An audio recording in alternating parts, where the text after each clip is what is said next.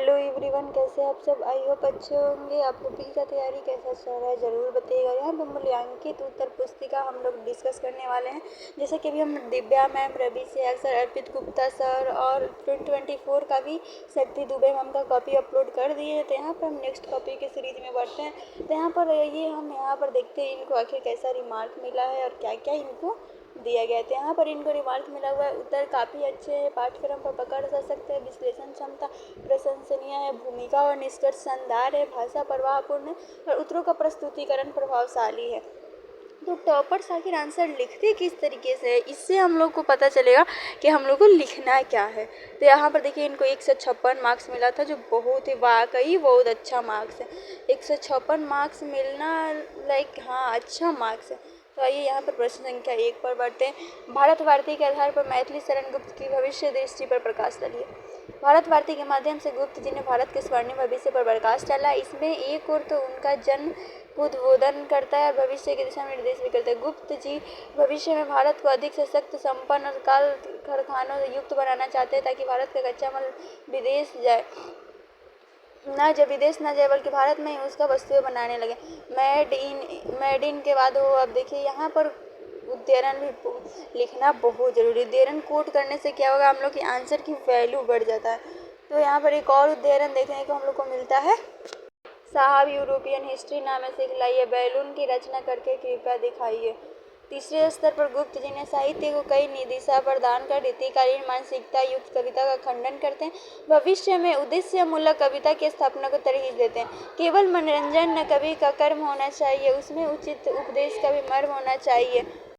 गुप्त जी चाहते हैं कि संपूर्ण भारतीयों को जोड़ने व आगे बढ़ाने के लिए राष्ट्र की आवश्यकता है और उनके भविष्य में यह कार्य भी समाहित है निज भाषा हमारी नहीं, जिसमें जान सके हम विचार सब कहीं। अंततः गुप्त जी की भविष्य दृष्टि भारत के सब जन मानस को एकीकृत कर व राष्ट्रीय भावना को जोड़कर भारत के हित के प्रयास सशक्त बनाकर और भारत को विकसित करने पर बल देती है। उठो दीनबंधु, भारत को पुनः अपनाइए, भगवान भारत को फिर पुण्य भूमि बनाइए। इस प्रकार भारत गुप्त जी की भविष्य दृष्टि में परिवर्तन प्रबल, विज्ञान का विकास, राष्ट्रीयता की भावना, आर्थिक विकास का भाव प्रमुखता स्थित है। तो यहाँ पर देखिए इनको वेरी गुड रिमार्क मिला हुआ है, जो बहुत ही अच्छा है। मतलब कि 15 में 9.5 नंबर मिलना एक अपने आप में बहुत बड़ी चुनौती है, इतना मार्क्स लाना। लेकिन ऐसा नहीं है कि असंभव है, संभव तो सब कुछ है। उसके बाद से अगले प्रश्न पे पढ़ते हैं। प्रगतिवादी जीवन मूल्यों में आस्था रखते हुए मुक्ति बोध लकीर के फकीर नहीं है और अनुभव क्या लिखा है समझ नहीं आ रहा। देखिए आगे बढ़ते हैं, आप लोग पीडीएफ को देख लीजिएगा। अगर आप लोगों को पीडीएफ चाहिए तो आप लोग मेरा व्हाट्सएप चैनल है, उस पर कमेंट्स कर ज्वाइन कर लीजिएगा। हम आज लगा देंगे डिस्क्रिप्शन में, तो वहाँ से आप लोगों को पूरा पीडीएफ ही मिल जाएगा। और थोड़ा सा वीडियो में वॉइस का प्रॉब्लम हुआ होगा, ताकि क्योंकि बहुत ज़्यादा गर्मी है। जब हम वॉइस रिकॉर्ड कर रहे हैं ना, तो बहुत ज़्यादा पटना में गर्मी, इतना गर्मी है कि धूप में तो दूर के बात, ऐसे रूम में रहना भी फैन चला के भी बहुत मुश्किल हो गया है। तो वही फैन का आवाज़ है थोड़ा बहुत, तो इसको आप लोग इग्नोर करिएगा। और आप लोग से बोलेंगे कि अगर ये पीडीएफ चाहिए तो प्लीज़ आप लोग मेरे व्हाट्सएप चैनल को ज्वाइन कर लीजिएगा और ढेर से ढेर सब्सक्राइब कर दीजिएगा, ताकि मेरे को अच्छा लगे तो मैं और सारा वीडियो अपलोड कर सकूँ। क्योंकि अगर आप लोग को सब्सक्राइबर से ही हमको पता चल लगता है ना कि नहीं और इसका ज़रूरत है, तो आप लोग प्लीज़ कर दीजिएगा। आप लोग का एक सब्सक्राइबर्स मेरे लिए बहुत बहुत अहम है। उसके बाद से आगे बढ़ते हैं, क्या लिखे हैं। इस प्रकार सजल शिष्य के माध्यम से यह बताया जाता है कि आत्मचेतस और विश्व चेतस में रूपांतरण संभव है, कम से कम बिंदुओं तक आलोचना बनी रहती है। आत्मचेतस किंतु इस परिणाम व्यक्ति में थी अन्वेषण, विश्व चेतस वे बनाओ। दूसरा संशोधन मुक्तिबोध ने इस स्वर पर किया है कि सजल और शिष्य के रूप में भावनाओं को महत्व दिया है, क्योंकि बिना भावनाओं के विचार का कर्म न रूपांतरण संभव। कविता में एक पंक्ति के माध्यम से वे बताते हैं कि कोई विचारधारा सत्य नहीं है, चाहे वो मार्क्स से क्यों न हो। ब्रह्म राक्षस के माध्यम से सभी विचारधाराओं को सिद्ध अंततः कहा है कि मार्क्स एंजल इस प्रकार देखिए यहाँ पर जो भूमिका और निष्कर्ष लिखे हैं उस हिसाब पे बहुत अच्छा मार्क्स मिलता है। आप लोग क्या भूमिका लिख रहे हैं, क्या निष्कर्ष लिख रहे हैं, ये भी बहुत ज़्यादा मैटर करता है हमारे आंसर्स में। और लास्ट आंसर्स की तरफ बढ़ते हैं, शायद ये लास्ट होगा।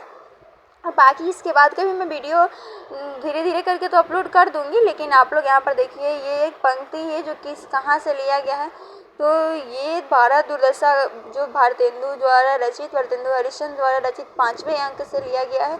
पंक्ति में एडिटर और भारत दुर्दशा के सुधार हेतु सतही और छिछले उपायों को बताने का वर्णन हुआ है। व्याख्या: एडिटर कहता है कि भारत की आज जो दुर्दशा है उसका समाधान है कि हम शिक्षा की सेना तैयार करें और ब्रिटिश सरकार की समितियों के द्वारा विचार विमर्श करें। इसके अलावा अखबारों आदि के प्रयोग द्वारा शब्दों के आलोचना कर्म करें ताकि भारत को दोबारा से उदय हो। विशेष इसमें क्या क्या दिया हुआ है, तो भारतेंदु ने तत्कालीन बुद्धिजीवियों पर व्यंग कर उनकी निष्क्रियता को आलोचना की है। भारतेंदु ने भारत की दुर्दशा के कारणों में जनता की संवेदनहीनता व आलस्य को वर्णित किया है, जो इन पंक्तियों में दिख रहा है। हिंदुस्तानी भाषा के साथ प्रसंगानुकूल भाषा, एडिटर का कथन, इसलिए अंग्रेजी के शब्दों का प्रयोग है। व्यंग क्षमता जबरदस्त है और यहाँ पर इनको वाकई 10 में 6.5 नंबर मिला। क्या मतलब गुड रिमार्क भी मिला और मार्क्स भी बढ़िया मिला। मतलब कि हम जो लिख रहे हैं ना उसको किस तरीके से प्रेजेंट करेंगे, एग्जामिनर नंबर काट ही ना पाए। तो ये थोड़ा सा इनको लिया गया है, जो ली गई के जगह पे कट किया गया है, बाकी सब सही है। थोड़ा सा भी गलती निकालना मुश्किल टाइप से। तो आप लोग ऐसे ही वीडियो देखते रहिएगा इसी के साथ। Thanks for watching this video. Bye bye.